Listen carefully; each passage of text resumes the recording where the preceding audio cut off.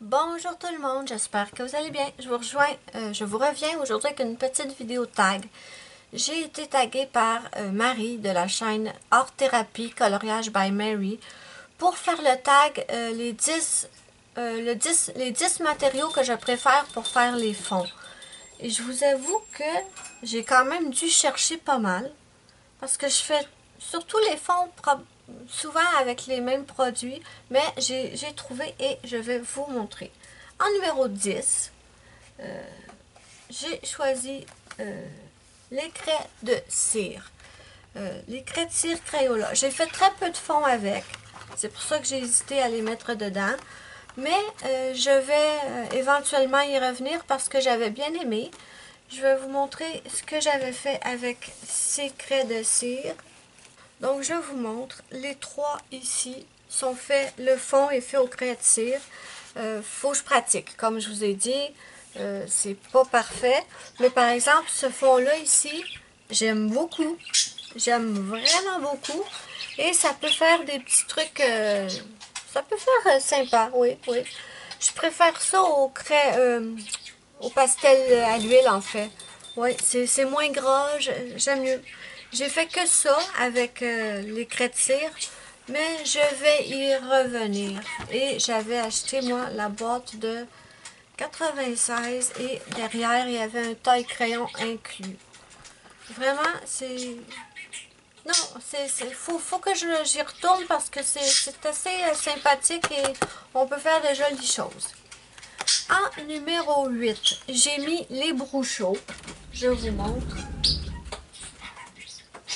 Les Brouchot ont été très très populaires pendant une période et là j'avoue que je les vois plus du tout.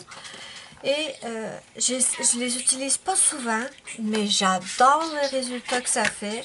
Si vous ne connaissez pas, des Brouchot, en fait, c'est des pigments ou de la poudre si vous voulez. Et quand on... je ne sais pas si je pourrais risquer de l'ouvrir pour vous montrer, parce que je suis capable de faire de très jolis dégâts, n'est-ce pas?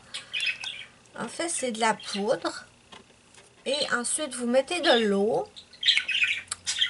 J'ai trop peur de l'ouvrir. Celui-là, c'est le rouge. Comment on l'ouvre, ça? Sans faire des dégâts. Ok, j'essaye même pas. Donc, c'est tout simplement de la poudre. Vous mettez de l'eau et ça fait des effets, mais des effets que j'adore. La raison pour laquelle je ne les utilise très peu, c'est simple. Ah, ben, regardez. Ça fait ça. Mais je vais vous montrer sur un dessin parce que je les ai utilisés. Je vais les réutiliser. La seule chose, c'est que ça traverse. Il faut faire ça sur des dessins qu'on a un seul côté parce que ça traverse énormément. Et ce n'est pas très précis. Par contre, ça, c'est un petit désavantage de cette technique, mais voilà ce que ça nous donne. Vous voyez les effets? Moi, là, j'adore ça. Vraiment, j'adore. J'adore les Brouchot. Faut que je les réutilise plus, mais j'aime trop. C'est rapide à faire en plus. Très rapide.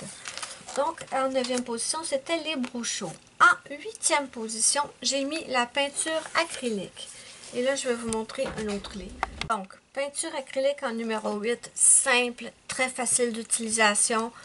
Et le gros bonus de ça, c'est que c'est un produit miraculeux, mes amis. Oui, oui, oui, c'est miraculeux ce produit-là.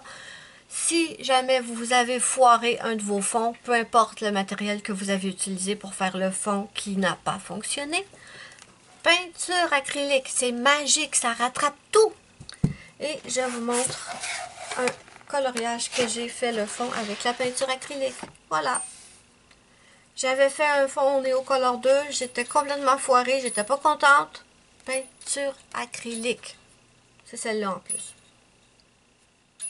Ça vous donne un fond, ça camoufle le dégât, la catastrophe si vous voulez. Et en plus, ça vous donne un fond tout lisse, c'est très joli. Moi, peinture acrylique, mes amis, je vous le dis, c'est miraculeux. Ensuite, en numéro 7, j'ai mis les crayons de couleur, tout simplement. je vous montre. Donc, les crayons de couleur, j'adore utiliser les crayons de couleur et j'obtiens de très jolis résultats. Par exemple, sur ce dessin, sur ce coloriage, le fond est entièrement fait au crayon de couleur Prismacolor, premier. Ensuite, pareil pour celui-là, le fond que j'adore, fait au Prismacolor premier. Donc, j'aime beaucoup. C'est sûr que ça use pas mal les crayons, mais si vous les utilisez pour un fond où il n'y a pas énormément de surface, ça peut très bien le faire. C'est long. Je vous conseille pas par exemple, je vous conseillerais pas de faire le fond de ce dessin avec les crayons de couleur parce que vous en auriez pour longtemps. En 6e position, j'ai mis mes crayons aquarelles. J'aime beaucoup, beaucoup, beaucoup faire les fonds avec des crayons aquarelles. J'ai les Guanghui aquarellables. Ce n'est absolument pas une marque de grande qualité.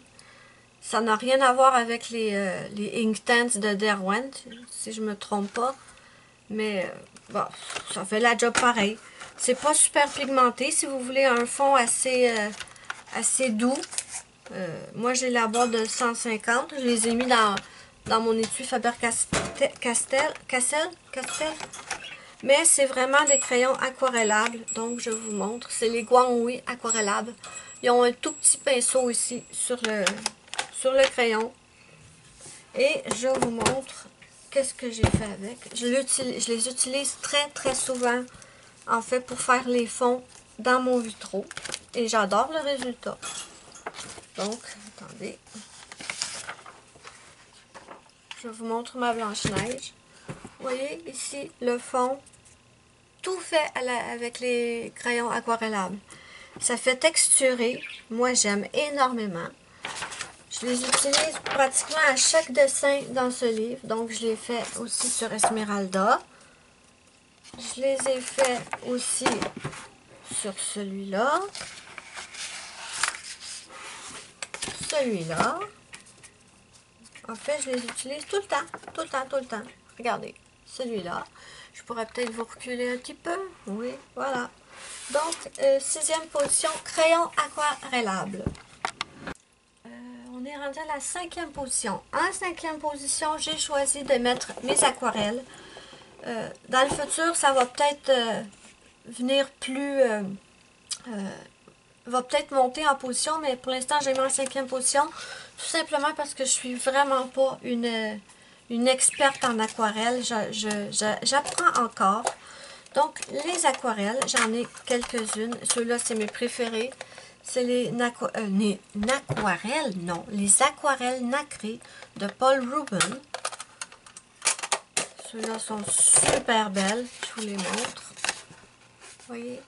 Pour faire un fond complet avec des aquarelles nacrées, je sais pas. J'ai jamais testé. Mais bon, c'est quand même des aquarelles. Et ou sinon, dans les aquarelles normales, j'ai ma palette Pretty Excellent. J'adore cette marque-là, cette palette-là en fait. Vous voyez, c'est la palette avec le petit perroquet. Et c'est la marque Pretty Excellent. Je vous avais fait une présentation de cette palette. Vous avez 36 couleurs, il me semble. J'adore. Et je vais vous montrer ce que j'ai fait avec les aquarelles. Où est mon livre? Donc, j'adore, vraiment j'adore les aquarelles. Je suis juste pas encore assez à l'aise pour les utiliser souvent. J'hésite souvent parce que j'ai peur de rater mes fonds, mais ben, j'adore pareil. Il me semble que j'ai fait celui-là à l'aquarelle, mais je veux être sûre. Donc, celui-là a été fait à l'aquarelle, le fond de l'aquarelle. Vous m'avez demandé de vous montrer comment je m'y prenais. Ça va venir, je vous le promets, mais j'ai eu beaucoup de vidéos à faire. Et ça va venir, je vous le promets. J'en ai fait une autre que j'aime énormément à l'aquarelle dans celui-là.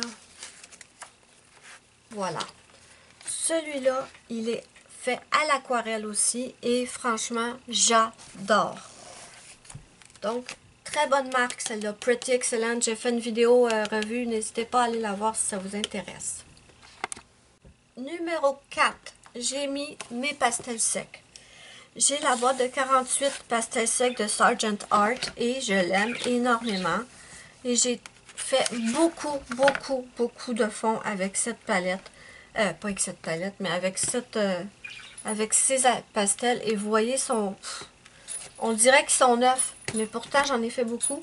Et je l'ai mis en 4e position pour plusieurs raisons. Facilité d'exécution, c'est facile, c'est pratique, c'est vite fait. Vraiment, les aquarelles. Mais qu'est-ce que j'ai avec les aquarelles? Lâche-les. Avec les pastels, c'est génial. J'en ai sûrement dans celui-là avec les pastels. Je vais vérifier. Voilà. Celui-là, le fond est fait au pastel sec. Rapide, facile. La seule raison pour laquelle il n'est pas plus haut dans le top, c'est seulement parce que je trouve ça salissant. Mais c'est tout. C'est salissant et ensuite, il faut le fixer avec du fixatif à pastel. Et on arrive au top 3, mes amis.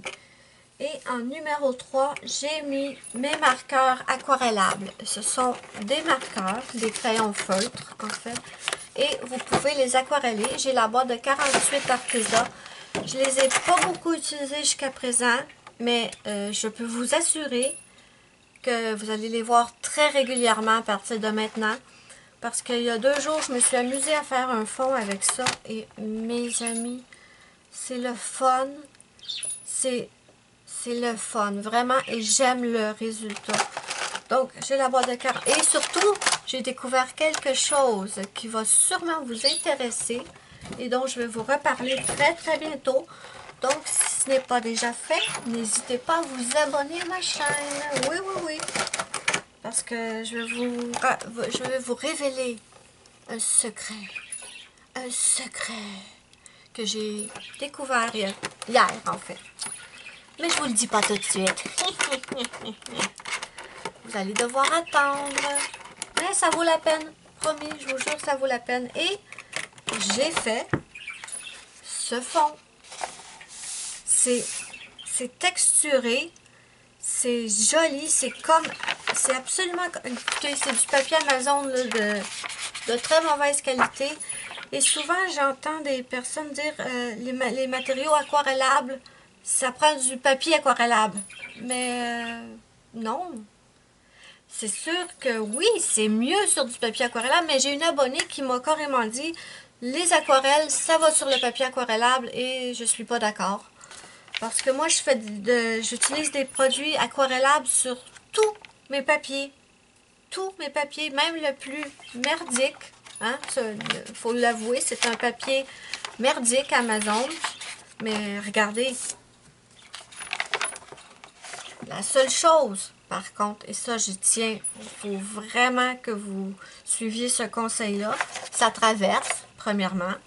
Ça traverse moins sur un papier plus épais, ça c'est sûr. Moi je parle des marqueurs aquarellables.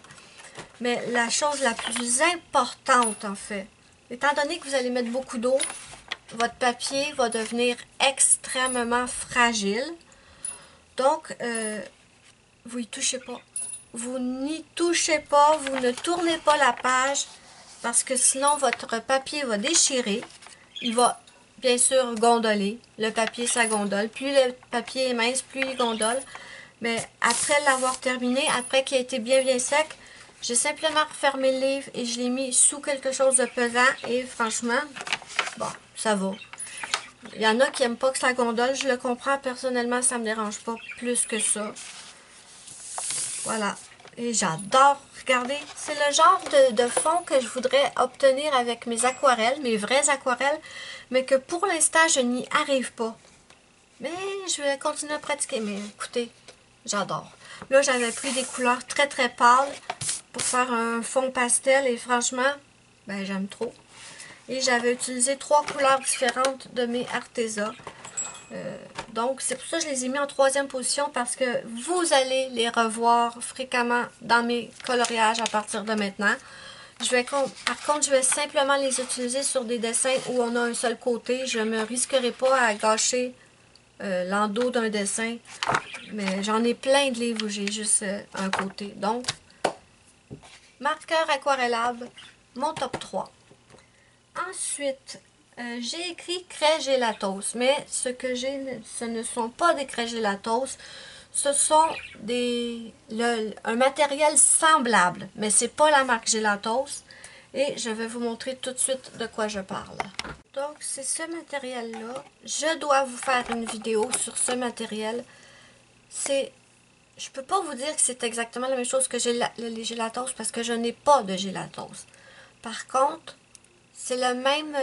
c'est en tapant Gelatos sur Amazon qu'ils m'ont sorti ce produit-là. C'est le même genre. C'est un bâton avec...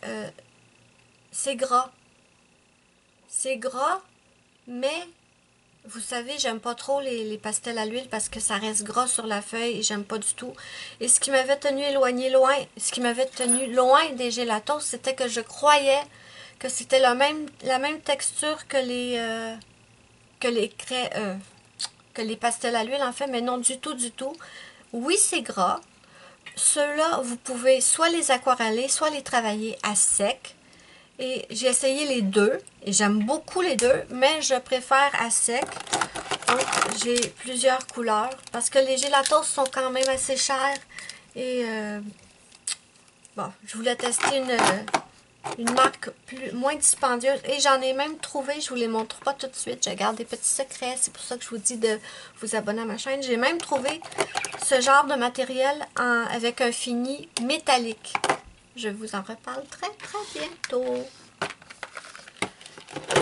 Je vous dis pas tout de suite c'est quelle marque, je vous le dirai. Je suis pas fine aujourd'hui, je vous le dirai dans ma vidéo où je vous en parlerai. Et je vais vous montrer des fonds que j'ai fait avec. J'ai fait ce fond.